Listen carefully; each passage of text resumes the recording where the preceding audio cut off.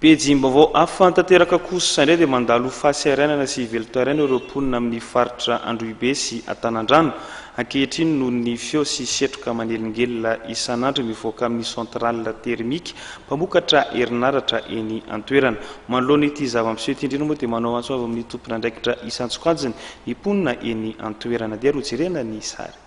Velo-taraina mafy ireo mponina amin'ny faritra Androhibe sy Antanandrano noho ny feo sy setroka manelingelina azy ireo amin'ny isan'andro. Mivoaka avy amin'ny centrale thérmique mpamokatra herin'aratra ao an-toerana ka manao antso avy amin'ireo tompon'andraikitra izy ireo. Efa tamin'ny volana oktobra no niandohano izy io ka tsy misy atoriana sy ainana araka ny tatitra izay nataon'ireo mponina manodidina.